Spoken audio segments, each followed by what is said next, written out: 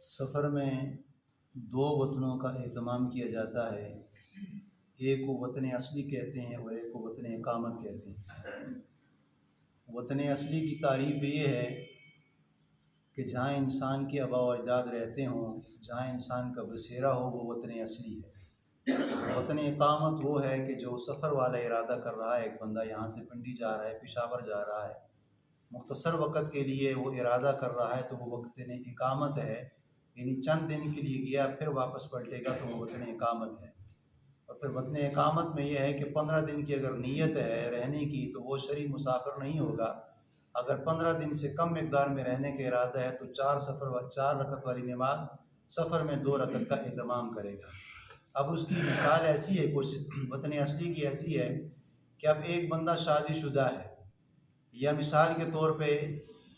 اس بندے نے شادی کا ارادہ کیا مانسہرے، اور جو مرد حضرات ہے وہ لاہور کا رہنے والا ہے، عورت جو ہے جس سے وہ نکاح کر رہا ہے وہ مانسہرے کی ہے۔ اب جو اس کا خامن بن رہا ہے وہ لاہور کا ہے، اور جو بیوی بن رہی ہے وہ مانسہرے کی ہے۔ اب جو مانسہرے والی عورت سے وہ شادی کر رہا ہے، اب وہ بندہ اس عورت کو لاہور لے کے جائے گا۔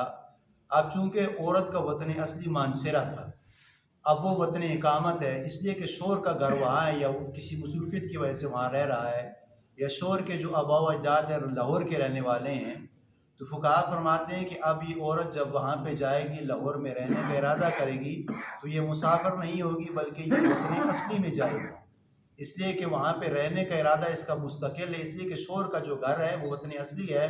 تو شوہر جو ہے بیوی شوہر کے تابع بنے گی، تو جب بیوی شوہر کے تابع بن جائے گی فقہا فرماتے ہیں کہ وہ اس کا وطن اصلی ہوگا۔ اب جب ہی وہاں پہ گئی تو فقہا فرماتے ہیں کہ اب یہ 2 رکعت کی نماز نہیں پڑھے گی بلکہ یہ 4 رکعت نماز کا اہتمام کرے گی، اس لیے کہ اب اس کا وہ وطن اصلی بن چکا ہے۔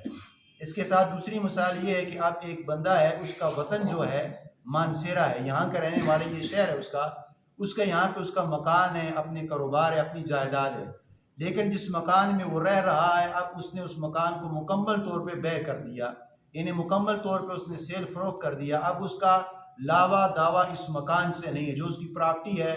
10 مرلے کا گھر ہے یا کنال کا گھر ہے یا 1 مرلے کا، جتنا بھی اس کی پراپرٹی ہے، اب اس بندے نے اس مکان کو سیل کر کے لاہور چلا گیا، پنڈی چلا گیا، اب اس کا کھاتا مانسہرے سے نکل چکا ہے، اس کا مکان بیع ہو چکا ہے۔ تو فقہا فرماتے ہیں کہ جس کا اپنا شہر نہ ہو، جس کا اپنے آبادی میں، اپنے شہر میں مکان نہ ہو،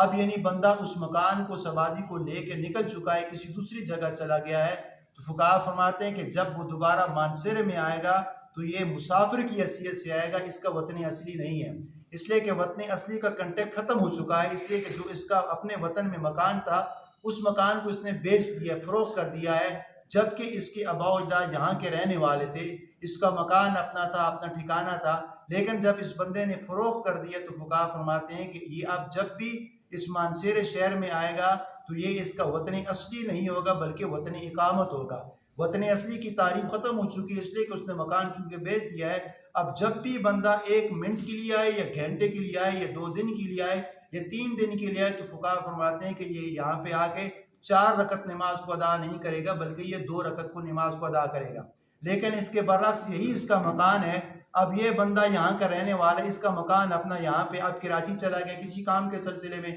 لیکن اس کا مکان، اس کا شہر، اس کا اپنے آباء و اجداد یہاں کے رہنے والے ہیں۔ اب فقہا فرماتے ہیں کہ جب بھی یہ اپنے والدین کے پاس 4 دن کے لیے آئے یا 3 دن کے لیے آئے، یہ اب مسافر نہیں ہے، اس لیے کہ یہ اس کا گھر اپنا، اس کا مکان اپنا، اس کے آباء و اجداد رہنے والے ہیں، تو فقہا فرماتے ہیں کہ یہاں پہ یہ قصر نماز کو ادا نہیں کرے گا، یہ یہاں پہ آ کے مکمل نماز کو ادا کرے گا، اس لیے کہ مکان اس کا اپنا ہے، شہر اس کا اپنا ہے، گھریل اس کا اپنا ہے، یعنی سارا معاملات اس کے یہاں پہ